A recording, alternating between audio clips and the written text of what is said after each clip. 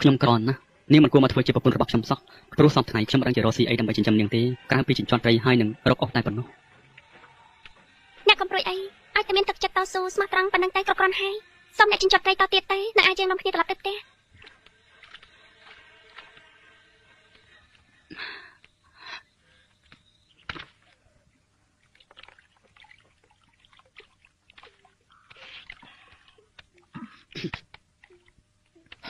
អ្នកប្តីអើយតែឪពុកម្ដាយបងប្អូនញាតិសន្តានសាច់សាលោហិតអ្នកប្តីនៅឯណាខ្លះនៅចិត្តនេះទេឬនៅឯណាប្រាប់ខ្ញុំជាប្រពន្ធឲ្យបានស្គាល់គ្រប់គ្នាផងឪពុកម្ដាយបងប្អូនបងសាំចោលបងអស់លីទៅហើយក៏គ្មានញាតិសន្តានឯណាក្រៅពីមិត្តព្រានលៀននៅចិត្តគ្នានេះដែរប៉ុន្តែកន្លងមកពុំសូវមានគេមករាប់រកទេព្រោះប្រពន្ធមុនមិនសូវរាប់ញាតិ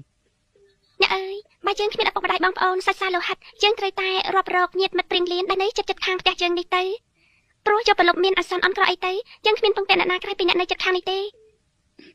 ឡូវនេះអ្នកចាំស្រាប់ខ្ញុំណាចាប់ពីពេលនេះតទៅយើងត្រូវខំរកស៊ីសន្សំលុយកាក់ដើម្បីបានធ្វើទៀតទៅអនាគតគឺនាងសំពើគេសុំដោគេឲ្យប្រពន្ធគេមកខ្ញុំនាងឈ្មោះលក្ខណៈនេះមកធ្វើជាប្រពន្ធខ្ញុំវិញអញ្ចឹងឯក្មួយមាននោះបាទល្អហើយណាអញ្ចឹងក្មួយស្រីនេះវាចេះគួសមគួរឲ្យរាប់អានគួរឲ្យចូលចិត្តណាស់មិនក៏ព្រឹស្មោជន់ដូចជាមិនខាត់ប្រពន្ធមុននោះទេនឹងហើយអត់ទេថ្ងៃមុខថ្ងៃក្រោយបើសិនជាមានការអីហ្នឹងចង់ពឹងពាក់អមទាំងអស់គ្នាក៏ពឹងមកចោកំក្លែងចិត្តអីណាក្មួយមែនហើយបាទសូមអរគុណដល់អ៊ំប្រុសអ៊ំស្រីទាំងអស់គ្នាសំគ្នាណាលោកអាលោកឆើនេះសត្វតែឈើក្រអូបមានតម្លៃតាហេតុអីបានជាគេយកមកធ្វើជាអត់ដឹកទៅវិញឬមួយក៏ពួកគាត់មិនស្គាល់អ្នកប្តីប្រហែលជាមិនដឹងទេបានជាយកមកធ្វើជាអត់ដឹកលក្ខណៈអូនសម្លឹងអីហ្នឹង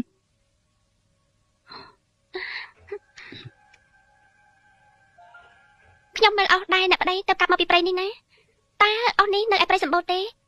ឬមួយក៏មានតែប៉ុណ្ណឹងអូឈើនេះហ៎ចាអូឈើនេះមិនខ្វះទេដល់ប្រហែលអាទះក៏មិនអស់ដែរបងទៅកម្មវាយកមកដុតរាល់ថ្ងៃហ្នឹងអញ្ចឹងហ៎អូនចង់ដឹងធ្វើអីឬក៏ខ្លាចខ្វះអស់ដុតអ្នកកុំអាចចង់ដឹងតែបើអ្នកថាឈើទាំងនេះនៅក្នុងព្រៃមានច្រើននោះចូលអ្នកទៅកាប់យកអស់មកកុំឲ្យនៅសល់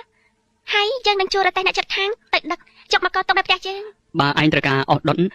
មិនបាច់យកអត់ទេទៅដឹកយកមកកច្រើនពេកទេបើឯងត្រូវការចាំបងទៅកាប់យកមកឲ្យមិនខ្វះទេមិនមែនត្រឹមតែធ្វើអស់ដុតនោះទេតែឈើទាំងអស់នេះសត្វតែជាឈើក្រអូបមានតម្លៃដែលពួកឈ្មួញសំពៅត្រូវការទិញខ្លាំងណាស់គឺគេទិញយកទៅលក់នៅស្រុកចិនស្រុកជ្វាដូច្នេះបើយើងមានច្រើនគឺល្អណាស់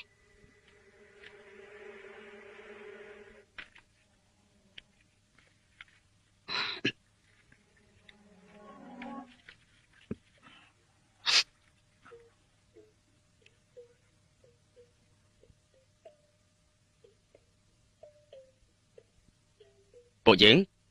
ពិតជាត្រូវការរកឈើក្រអូបគ្រប់មុខដូចជាខ្លាំពាក់ខ្លាំពូទេភិរូច័ន្ទក្រឹស្នាដើម្បីយកទៅលក់នៅស្រុកជ្វានិងស្រុកចិនតែយើងគ្មានប្រាក់ទេមានតែមាសតើនាងព្រមយកដែរទេ